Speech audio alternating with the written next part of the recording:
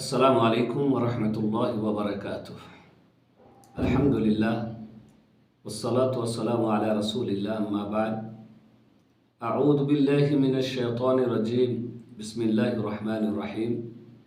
সুপ্রিয় দর্শক, আবারও আপনাদের সামনে উপস্থিত হলাম আমাদের ধারাবাহিক প্রোগ্রাম নিয়ে, ইসলামী জীবনধারা। ইসলামী জীবনধারার আজকে ঊনবিংশতি পর্ব, 19তম পর্ব। আজকের পর্বের বিষয় হলো খাওয়া পড়ার আদব, খাওয়া পান করা ইত্যাদি যা আমরা করি তারও কিছু আদব আছে।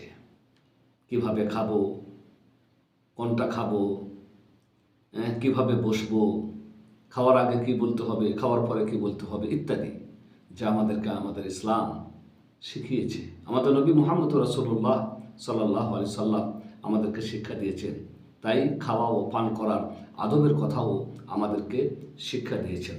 প্রথমত, প্রতিটি মুসলিম এই দৃষ্টিভঙ্গিমা নিয়ে খায় বা পান করে যে এই খাওয়া আর পান করা এটা হচ্ছে অন্য কোনো কাজের ওসিলা, অন্য কোনো কাজের ওসিলা হিসাবে এই খাওয়া আর পান করাটাকে সে মনে করে।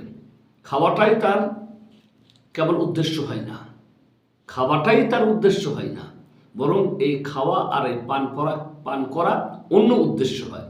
আর সেই উদ্দেশ্য হচ্ছে যে খাওয়া আর পান করার ফলে তার শরীর ভালো থাকবে, সে সুস্থ থাকবে। আর সে যখন সুস্থ সুন্দর থাকবেন তখন সে আল্লাহর ইবাদত করতে পারবেন। তাহলে আল্লাহর ইবাদতে সাহায্য গ্রহণ করার জন্য মানুষকে খেতে হয়, মানুষকে পান করতে হয়।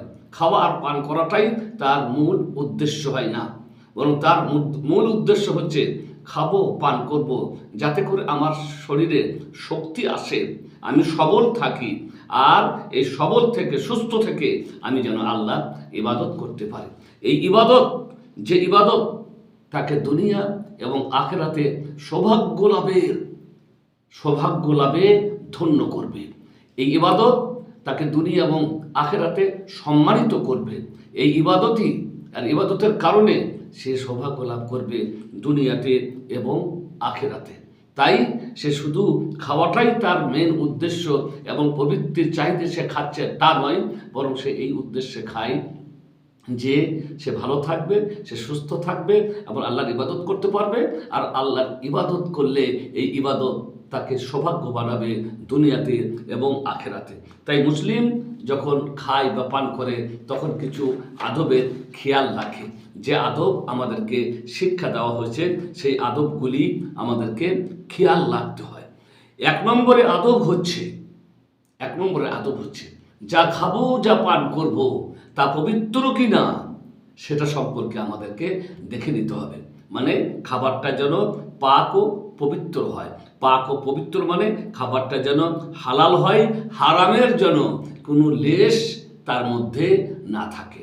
একেবারে পাক ও পবিত্র হালাল খাবার হয়, কোনো রকমের হারামের সংমিশ্রণ যেন তার মধ্যে না থাকে। আল্লাহ রাব্বুল আলামিন বলেছেন সূরাতুল বাকারায়, ইয়া আইয়ুহাল্লাযীনা আমানু কুলু মিন তাইয়্যিবাতি মা রাযাকনাকুম, হে ঈমানদারগণ, যে পবিত্র আহার আমি তোমাদেরকে দিয়েছি সেই পবিত্র আহার থেকে তোমরা ভক্ষণ করো, সেই পবিত্র আহার থেকে তোমরা খাও। তাহলে খাবারটা কি হতে হবে? পবিত্র হতে হবে, হালাল হতে হবে। আর পবিত্র কখন হবে? পবিত্র হবে যখন সেটা কোনো ঘৃণিত জিনিস হবে না। মানে এমন খাবার যেন না হয় যা দেখতে অত্যধিক নোংরা লাগে, এবং তা কোনো খবিশ জাতীয় কোনো খাবার যেন না হয়।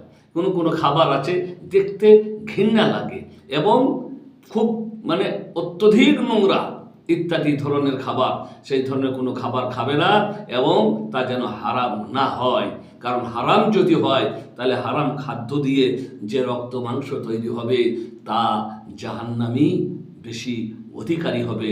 বলেছেন মুহাম্মদুর রাসূলুল্লাহ সাল্লাল্লাহু আলাইহি সাল্লাম, মা নাবাতা মিন সুহতিন ফান্নারু আওলা বিহি, যে মাংস হারাম দিয়ে তৈরি হয় তার উপযুক্ত ঠিকানা বা তার উপযুক্ত অধিকারী হচ্ছে জাহান্নাম। মানে এই মাংসের উপযুক্ত হকদার হলো কে?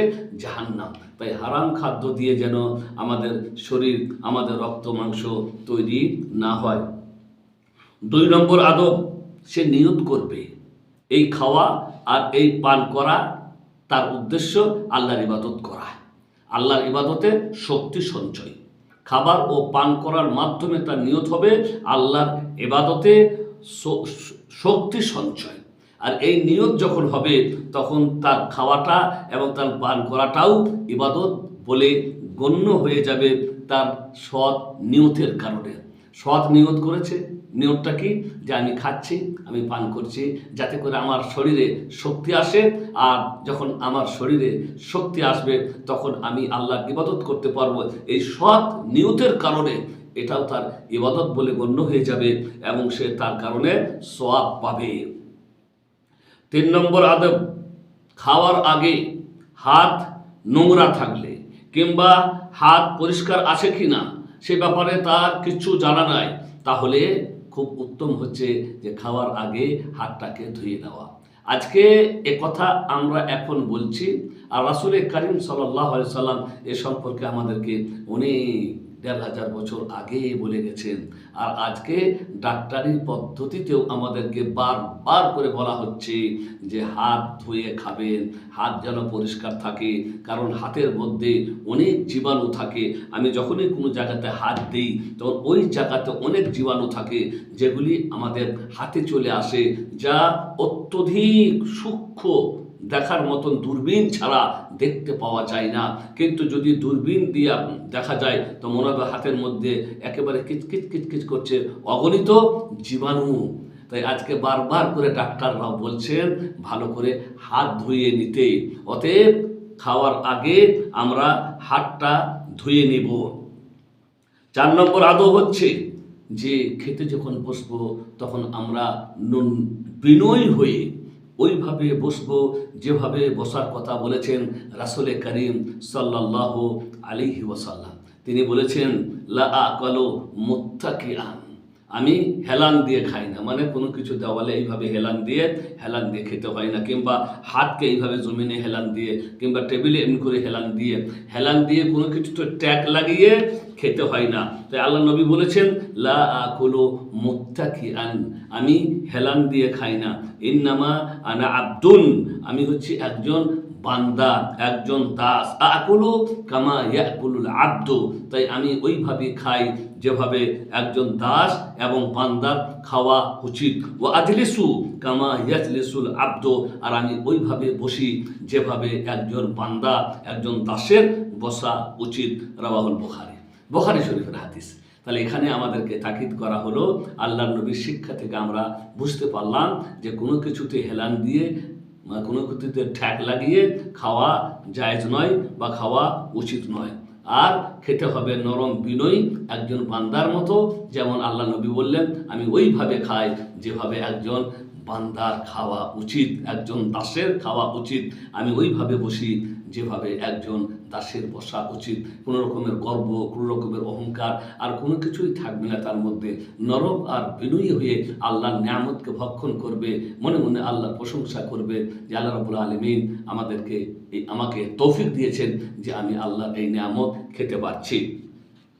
5 নম্বরে, যা আছে খাবারের মধ্যে, যা আপনি সামনে পেয়েছেন তাতেই সন্তুষ্ট থাকবেন। খাবারের কোনো দোষ বর্ণনা করবেন না। পছন্দ হলে খাবেন, আর যদি রুচিকর না হয় তাহলে ছেড়ে দেবেন। সব খাবার সবার পছন্দ হয় না। অনেকে আছে গরুর মাংস ভালোবাসে না, অনেকে আছে মুরগির মাংস ভালোবাসে না, অনেকে আছে বিভিন্ন ধরনের শাকসবজি আছে সব শাকসবজি ভালোবাসে না, কারো আবার অনেক শাকসবজিতে অ্যালার্জি আছে, তাই কেউ এটা খেতে পারে না, কেউ ওটা খেতে পারে না। কিন্তু তার মানে এই নয় যে ওটা খারাপ খাবার। তাই আপনার পছন্দ নয়, আপনি ওটা খান না, কিংবা ওইটা খাওয়াতে আপনার অসুবিধা আছে, আপনার অ্যালার্জি আছে, আপনি খাবেন না। কিন্তু কোনো খাবারের দোষ বর্ণনা করবেন না। যেটা পছন্দ হবে, যেটা রুচিসহ হবে, রুচিসম্মত হবে, সেটা আহার করতে হবে। আর যেটা পছন্দ নয়, রুচিসম্মত নয়, সেটা আহার করবেন না। এ কথাও শিক্ষা দিয়েছেন রাসূল করিম সাল্লাল্লাহু আলাইহি ওয়াসাল্লাম। তিনি বলেছেন বা আবু হুরায়রা থেকে বর্ণিত হাদিস, তিনি বলেন, মা আবা রাসূলুল্লাহ সাল্লাল্লাহু আলাইহি ওয়াসাল্লাম তাআমান কাত্তু ইন ইশতাহাহু আকাল ওয়া ইন কারিহাহু তারাক, রাওয়াহুল বুখারী। রাসূল করিম সাল্লাল্লাহু আলাইহি ওয়াসাল্লাম রাসূল করিম সাল্লাল্লাহু আলাইহি ওয়াসাল্লাম কখনো কোনো খাবারের দোষ বর্ণনা করতেন না বা করেননি। তার পছন্দ হলে, রুচিসম্মত হলে তিনি খেয়েছেন, আর যদি রুচিসম্মত না হয়েছে তাহলে তিনি ছেড়ে দিয়েছেন, খাননি, কিন্তু তার কোনো দোষ বর্ণনা করেননি। 6 নম্বর আদব, যখন খাবেন তখন মেহমানকে সাথে করে নিয়ে, কিংবা পরিবারের কাউকে সাথে করে নিয়ে, কিংবা বাড়ির যারা কাজ করে, খাদেম ইত্যাদি, তাদেরকে একসাথে সাথে করে নিয়ে খাবেন। এটাও একটা আদব। একা না কি, আরও সবাই বাড়িতে যারা আছে, ওয়াইফকে সাথে করে নেন, বাড়িতে ছেলে সন্তানরা আছে তাদেরকে সাথে করে নেন, কিংবা বাড়িতে যদি মেহমান এসে থাকে মেহমানের সাথে বসে খান, এটাও একটা আদব। তো মোট কথা হচ্ছে একসাথে বসে খাওয়াতে বরকত আছে। বলেছেন রাসূল করিম সাল্লাল্লাহু আলাইহি ওয়াসাল্লাম, ইজতামিউ আলা তাআমিকুম ইবারিকুল্লাহু ফি, তোমরা যখন খাবে তখন একসাথে তোমরা বসে খেও, তাহলে তোমাদের খাবারের মধ্যে মহান আল্লাহ রাব্বুল আলামিন বরকত দান করবেন। তাহলে 6 নম্বর আদব হচ্ছে যে মানুষ বাড়িতে যখন খাবে তখন পরিবারের লোকদেরকে সাথে করে নিয়ে, মেহমান থাকলে মেহমানকে সাথে করে নিয়ে, নাহলে বাড়ির যারা কাজ টাজ করে তাদেরকে কাউকে সাথে করে নিয়ে খাবে, কারণ এরকম খাবারে বরকত আসে। বলেছেন রাসূল করিম সাল্লাল্লাহু আলাইহি সাল্লাম, যে হাদিসটি বর্ণিত আবু দাউদ এবং তিরমিজিতে, ইজতামিউ আলা তাআমিকুম ইবারাকুল্লাহু ফি, তোমরা একসাথে বসে খাও, তাহলে তোমাদের খাবারে মহান আল্লাহ রাব্বুল আলামিন বরকত দান করবেন। ওয়া সাল্লাল্লাহু আলা নবিয়িনা মুহাম্মদ ওয়া আলা আলিহি ওয়া সাহবিহি আজমাইন। আসসালামু আলাইকুম ওয়া রাহমাতুল্লাহি ওয়া বারাকাতুহু।